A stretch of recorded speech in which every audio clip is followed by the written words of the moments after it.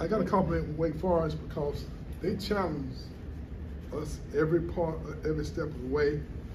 We had a little run there in the first half. They cut it down and took the lead at halftime. We got off to another, I think maybe 13-point lead, and then they have a 9-0 run, cut it back down again. They just wouldn't go away. When I look at their stats, I see that they shot 47% from the floor, 81% from the free throw line, and 36% from three. That normally I'll get you beat. But tonight, I thought with our execution, decision making, to see that we shot 53 from three and 80% of the free throw line, this shows that our guys are growing, they're developing, that we still are trying to find a way to utilize who we are. I mean, we played 11 guys tonight, and that's a little bit challenging, but that's who we are. You know, I've always said we wanted to develop a team that won games by committee, because that's a different style than what most people in the ACC use. That works for us, and the good news is that our kids seem to be buying in to who we are, and there's a lot of adjusting that guys are having to make. But you see Bobby growing up. He's understanding the level of energy you have to have to be able to play. Chandler Jackson came in and gave us some big buckets during a critical part of the game. We've challenged him to be more aggressive. It has helped him to have Primo, so that takes him off the ball, and then he can utilize his offensive skills a little bit better. Defensively, we had some gaps, but a lot of it's because of the challenge that Wake Forest gives you. They put 4 guys on the floor as well, but they can shoot threes, and they bring the best shooter off the bench, young freshman, that you can't leave open. And we had some defensive laps where we allow some of those guys to get open looks, and obviously they make you pay when you make defensive mistakes. The good thing about this team at this point in the season, being that now we getting some quality depth developed, is that we still have a lot of room to grow. We still have potential that we can get much better, make better decisions with the ball, do a little bit of job on our switches and contain the dribble. But it's nice to win a game when you're still growing, and you can see that we're still trying to find that, identify our roles, and develop that chemistry that it takes, you know, to play high energy the entire game with as many guys as we utilize in our system. You guys got any questions?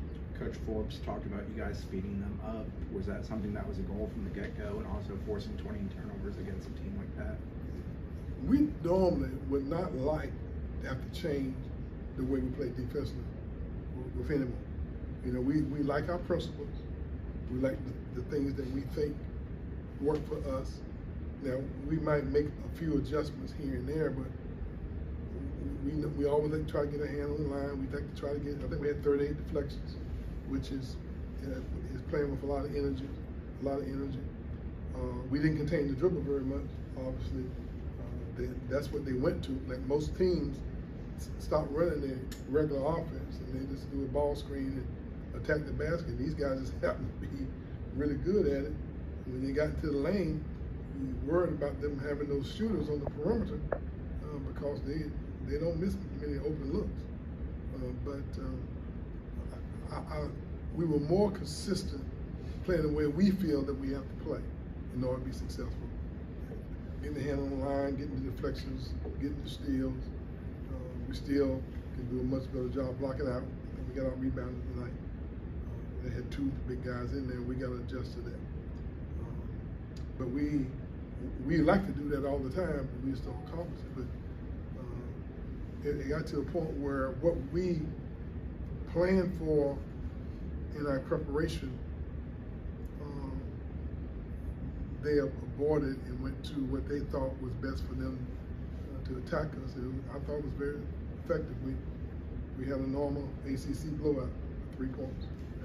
every time they made a run to either tie it or they took the lead even once, you guys responded maybe better than earlier this season? Is that just learning through those? That's just confidence. Let's understand a little bit more about your teammates, the spacing that you have to have, and you gain confidence. You know, when you realize your team needs you. Like we need the full sum of all our parts to be working and for us to be successful, which is extremely challenging when you play as many people as we do. Most people would like to play 7 or 8 people. That doesn't work for us because of the way we play defense and the way we try to play offensively. We know what that's like. We went through that last year. And in a tight game like that, you know, the free throw shooting was really good tonight. How important was that? Man, you know, we shot at a high clip, and there have been a couple games where we didn't do that. We put a lot more emphasis in practice on our free throw, but that's an individual mindset you got to get into. You know, the confidence of walking to the line, and everybody watching. You got to have the confidence that this is your time to step up and make a difference. And I thought Jameer, obviously, when he went 11 for 11, that's huge.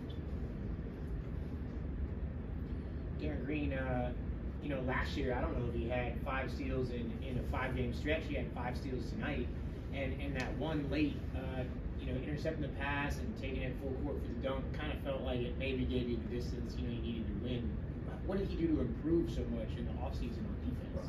I think that Darren being put in a whole new different system. You've been accustomed to playing one way all your life.